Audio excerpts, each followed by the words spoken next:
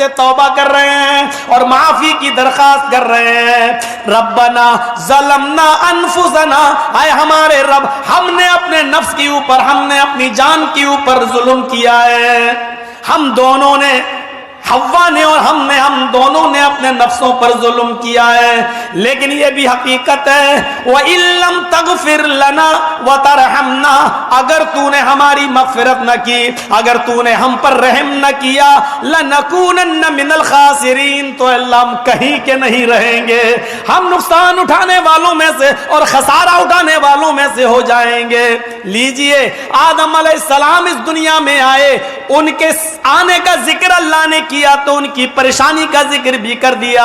او لوگو، او نبیوں کے دروں پہ جانے والوں، نبیوں سے بیٹا بیٹی مانگنے والوں، نبیوں سے بارش اور اولاد مانگنے والوں، سنو، آدم علیہ السلام کے پاس پریشانی آئی تو انہوں نے اپنی پریشانی اللہ کے سامنے رکھی ہے، انہوں نے اپنی بات اللہ سے رکھی ہے. جب تمہارے پیغمبر، دنیا میں آنے والے نبی اپنی پریشانیاں خود دور نہیں کر سکتے تو تمہاری پریشانیوں کو وہ کیسے دور کریں گے؟ اللہ نے اگر قرآن میں نوح علیہ السلام کا نام لیا، اللہ تعالیٰ نے اگر قرآن میں نوح علیہ السلام کا نام لیا تو نوح علیہ السلام کا بیٹا کنعان جو انہی کی آنکھوں کے سامنے ڈوب کے مر جاتا ہے. زمین سے پانی آیا، آسمان سے بھی پانی آیا، وہ لڑکا پہاڑ پہ چڑھ گیا. نوح علیہ السلام نے فرمایا میرے بیٹے میری کشتی پہ سوار ہو جا، آج اللہ کا عذاب کسی کو نہیں چھوڑے گا. آجا، میرے رب نے مجھے جو دین دیا ہے اس پر ایمان لیا، میری شرع میں آجا، نیک لوگوں میں شامل ہو جا، اسلام کو ایکسپٹ کر لے. کہنے لگا میں پہاڑ کی اوپر چڑھ جاؤں گا، یہاں تک پانی نہیں آئے گا. نہیں، آج اللہ کا عذاب کسی کو نہیں چھوڑے گا. آج ہر نافرمان کو، ہر کافر و مشرک کو آج سزا ملے گی. وہ نہیں مانا، یہاں تک کہ وہ پانی پہاڑ تک پہنچا، غرق ہونے لگا، ڈبکیاں مارنے لگا، ان کا بیٹا ڈوبنے لگا. باپ اور بیٹے کے درمیان جو فطری محبت ہوتی ہے وہ جوش میں آ گئی، جوش میں آ گئی. اور نوح علیہ السلام نے چیخ دیا، اے میرے رب میرا بیٹا، اے اللہ میرا بیٹا، اللہ میرے بیٹے کو بچا لے. لیکن نوح علیہ السلام کی اس دعا کو اللہ تعالیٰ نے قبول نہیں کیا.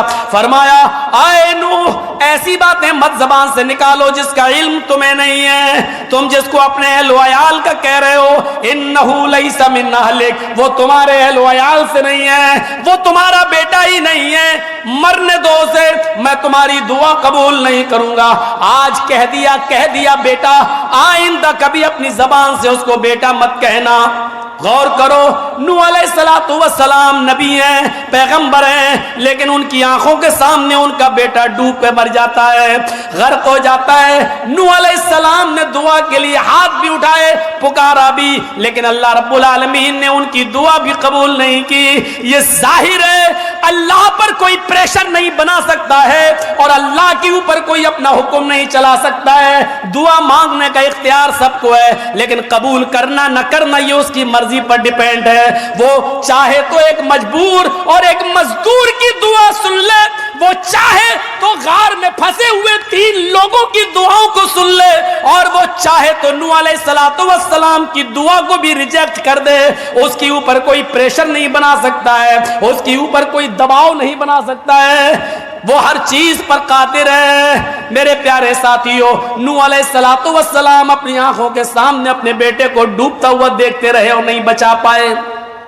نوح کا یہ واقعہ اور نوح کے بیٹے کا مر جانا چیخ چیخ کے بتا رہا ہے کہ نبیوں میں کسی کو بچانے کی طاقت نہیں ہے، رسولوں میں کسی کو بچانے کی طاقت نہیں ہے. اے نبیوں اور پیروں اور ولیوں کو سب مختار کل سمجھنے والوں، جب نبی اپنے بیٹے کو نہیں بچا سکے تو آپ کی مصیبتیں کیا دور کریں گے؟ یہ نبیوں کی زندگی ہمیں بتلا رہی ہے، یہ نبیوں کی سیرت ہمیں بتلا رہی ہے کہ دکھ سنو، توحید تمہاری اس وقت اور مضبوط ہو جائے گی جب تم نبیوں کی زندگی پڑھو گے. غور کرو، ابراہیم علیہ السلام کا ذکر اللہ نے کیا تو بتوں کو توڑ دینے کے پاداش میں نمرود نے آگ لگوائی. लकड़ियां इकट्ठा की गई, बहुत बड़ी आग लगाई गई। इब्राहिम अलैहिस्सलाम को उस आग में डाला जाना है, झूला डाल दिया गया है, इब्राहिम अलैहिस्सलाम को उस आग में डाला जाना है। इब्राहिम अलैहिस्सलाम ने आसमान पे नजर डाली, आय अल्लाह अगर वाकई में तेरे रास्ते पे हूं और तौहीद पे हूं तो तू मेरी हिफाजत फरमा, आय अल्लाह मुझे बचा। इधर नमरूद ने आग में डाला, उधर अल्लाह रब्बुल आलमीन ने आग को हुक्म दिया, कुल्ला या नारू कूनी बरदम व सलामन अला इब्राहीम। आय आग, तेरा काम जलाना है लेकिन तू मेरे हुक्म से जलती है। लेकिन आज मेरा बंदा तेरी गोद में आया है, तेरी आगोश में आया है। आज तू अपनी फितरत बदल दे, आज तू अपनी कशिश बदल दे। आज तेरा काम जलाना नहीं है, आज तेरा काम फूल बन जाना है, आज गुले गुलजार बन जाना है, मेरे बंदे इब्राहिम के लिए सलामती वाली बन जाना है। आज तेरे अंदर से जलने की सिफत खत्म हो गई, आज तू मेरे बंदे पर सलामती वाली हो जा। कून बर्दन, सलामती हो, ठंडा नहीं कहा, सलामन भी कह दिया।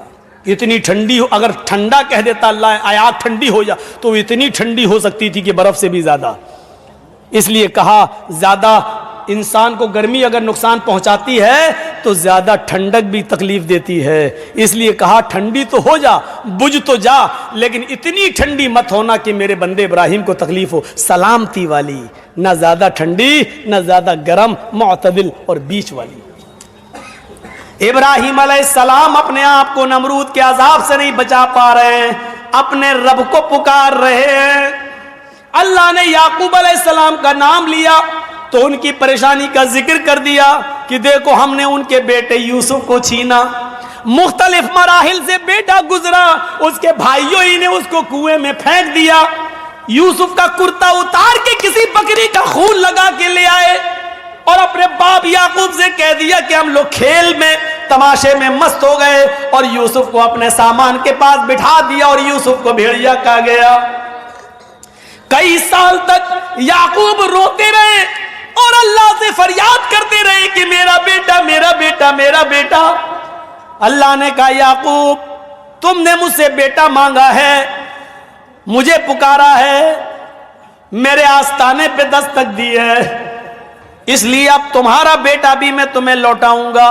तुम बेटे की जुदाई में इतना रोए हो, इतना रोए हो कि रोते रोते तुम्हारी आंखों की रोशनी और बीनाई चली गई। पहले हम तुम्हारी आंखों की रोशनाई लौटाएंगे, उसके बाद तुम्हारे बेटे को वापस करेंगे। और तुम्हारा बेटा जब हमने छीना था तो कमजोरी की हालत में छीना था, लेकिन जब तुम्हारा बेटा तुम्हें वापस करेंगे तो उसको नबी बनाकर वापस करेंगे और उसको एक मुल्क का बादशाह बनाकर वापस करेंगे। मेरे प्यारे साथियों गौर कीजिए, बादशाह मिस्र बनाकर उनको वापस कर दिया गया। गौर करो, जहां पर अजीज मिस्र बैठा करता था वहां पर आज यूसुफ अलैहिस्सलाम बैठे हैं, और इस हाल में बाप से बेटे को मिलवाया। याकूब पर परेशानी आई, उन्होंने अपने रब को पुकारा। इब्राहिम पर परेशानी आई, अपने रब को पुकारा। हजरत जकरिया पर परेशानी आई, उन्होंने अपने रब को पुकारा। हजरत यूनुस अलैहिस्सलाम पर परेशानी आई, समंदर का सफर कर रहे हैं, कश्ती उलट जाती है, मछली निगल जाती है, मछली के पेट के अंदर वो अपने रब को पुकार रहे हैं। ला इलाहा इल्ला अंत सुब्हानक इन्नी कुन्तु मिनज़ ज़ालिमीन। रब को पुकार रहे हैं। नबियों की पूरी जिंदगी उठा के देख लो, अल्लाह ने जितने भी नबियों का नाम लिया उनकी परेशानी का जिक्र कर दिया और ये मैसेज दे दिया, नबी भी अपनी परेशानी दूर नहीं कर पाए तो नबियों के बाद आने वाले तुम्हारी परेशानियां दूर करेंगे। थोड़ी सी अकल पर आदमी जोर दे दे तो बड़े से बड़े मसले हल हो जाएंगे, लेकिन अकल पर जोर देने ही कब दिया जाता है? अकल पर जोर नहीं देने दिया जाता। कह दिया जाता कुरान नहीं पढ़ना जानते तो सीखो ही मत, पढ़ने की जरूरत क्या है? आप ताज्जुब करेंगे, मुबारकपुर के एक मुफ्ती ने तो यहां तक कह दिया है, जो फतवा दे दिया बाकायदा कि जो लोग कुरान पढ़ना नहीं जानते उनको सीखने की जरूरत नहीं, قرآن کھول کر صرف اپنی انگلی قرآن کے حروف پہ چلاتے رہیں، اللہ ان کو ثواب دیتا رہے گا۔ یہ فتویٰ چھپا ہے، انگلی چلاتے رہیں اللہ ثواب دے گا، کیونکہ اللہ نیتوں کو دیکھتا ہے۔ جب نیت ہی تمہاری یہ ہے کہ ہم سیکھیں گے ہی نہیں تو ثواب ملے گا؟ جب تمہاری نیت ہی ہے کہ ہم انگلی چلاتے رہے، بس سیکھنا ہے ہی نہیں تو ثواب ملے گا۔ ٹھیک ہے، تمہاری بات ہم مانتے ہیں، اللہ نیت دیکھتا ہے، تو اللہ جب تمہاری نیت ہی ہے کہ ہمیں سیکھنا ہی نہیں ہے قرآن، کون اتنا وقت برباد کرے، تو آپ کو انگلی پھیرنے پہ ثواب ملے گا۔ یہ فتوے دیے گئے، قرآن کے قریب لانے کی کوشش ہی نہیں کی جاتی ہے۔ اگر آپ قرآن پڑھ کے کسی سے مسئلہ پوچھنے لگے تو کیا کہے گا؟ کیا تم وہابی ہو گئے ہو کیا؟ کیوں؟ کہ قرآن پڑھ کے، قرآن کی آیتیں پڑھ کے مسئلے تو وہی لوگ پوچھتے ہیں، تم کب سے پوچھنے لگے ہو یہ بات؟ قرآن تم نہیں سمجھ پاؤ گے، تمہارے لیے تمہارے مولانا لوگ کافی ہیں، جو بتا دیا اسی پہ عمل کرو۔ پڑھیے پوری زندگی، سارے نبیوں کے حالات سننے کے بعد محمد رسول اللہ صلی اللہ علیہ وسلم کے حالات پر بھی ایک نظر ڈال لیجئے۔ نبی اکرم صلی اللہ علیہ وسلم کی زندگی بھی پریشانیوں سے گزری ہے۔ جنگ بدر کا وہ معاملہ دیکھو، 313 مسلمان نبی کے ساتھ اور 1000 سے زیادہ کا لشکر کافروں کے ساتھ۔ ابو بکر صدیق کا بیان ہے، بدر کے دن میں نے اللہ کے نبی صلی اللہ علیہ وسلم کو روتے ہوئے دیکھا۔ میرا اٹھنا بیٹھنا، سونا جاگنا نبی کے ساتھ ہوا کرتا تھا، لیکن ہم نے اپنی پوری زندگی میں نبی اکرم کو کبھی اتنا روتے ہوئے نہیں دیکھا جتنا میں نے بدر کے دن دیکھا۔ 313 مسلمانوں کو آپ دیکھتے اور 1000 کافروں کو دیکھتے، ان کے ہتھیاروں پہ نظریں ڈالتے، ان کے تیروں، کمانوں، تلواروں پہ اور گھوڑوں پہ نظر ڈالتے، اور ادھر اللہ کے نبی صلی اللہ علیہ وسلم اپنے نہتے صحابہ کو دیکھتے۔ کسی کے پاس تیر ہے تو چھوڑنے کے لیے کمان نہیں ہے، کسی کے پاس کمان ہے تو چلانے کے لیے تیر نہیں ہے۔ ایک چیز ہے تلوار ہے تو اپنے آپ کو بچانے کے لیے ڈھال نہیں ہے، ڈھال ہے لیکن چلانے کے لیے تلوار نہیں ہے۔ ایک چیز ہے اور دوسری چیز نہیں۔ اللہ کے نبی سجدے میں گر جاتے ہیں۔ ابو بکر صدیق کا بیان ہے کہ اللہ کے نبی صلی اللہ علیہ وسلم کو میں نے سجدے میں گرے ہوئے دیکھا، اور سجدے کی حالت میں اللہ کے نبی یہ دعا کر رہے تھے، اللہم لا تہلک ہذہ العصابہ ان تہلک ہذہ العصابہ لن تعبد بعد اليوم۔ اے اللہ، یہی مٹھی بھر جماعت میرے پاس ہے، یہی پکے سچے مسلمان ہیں۔ اے اللہ، اگر یہ مٹھی بھر جماعت ہلاک ہو گئی، اے اللہ یہ مٹھی بھر جماعت چلی گئی، یہ مٹھی بھر جماعت ہلاک ہو گئی اور آج یہ مٹ گئے، اس دنیا سے رخصت ہو گئے، اس دنیا سے چلے گئے، اگر آج یہ قتل کر دیے گئے، آج یہ مار دیے گئے، آج یہ ہلاک ہو گئے، لن تعبد بعد اليوم، تو آج کے بعد کبھی تیری عبادت نہیں کی جائے گی، آج کے بعد کبھی کوئی اللہ اللہ کہنے والا نہ ہوگا، آج کے بعد کبھی اللہ اللہ کہنے والا نہیں ہوگا۔ اللہ کے نبی جنگ بدر میں پریشان ہیں، لیکن اپنی پریشانی اللہ کے سامنے رکھ رہے ہیں، اس سے دعا مانگ رہے ہیں۔ ایک وفد آیا ہوا ہے، اللہ کے نبی ان کو دعوت و تبلیغ کر رہے ہیں۔ ادھر زینب کی بیٹی یا بیٹا بیمار ہے، انہوں نے میسج بھیجا، پیغام دیا، اے اللہ کے نبی، آپ کے نواسے کی طبیعت خراب ہے، جلدی گھر میں آ جائیے۔ اللہ کے نبی میں خبر پہنچا رہے ہیں، میری بیٹی زینب سے کہہ دو کچھ لوگ آئے ہوئے ہیں، میں ان کو اسلام کی دعوت دے رہا ہوں، ابھی نہیں آ سکتا۔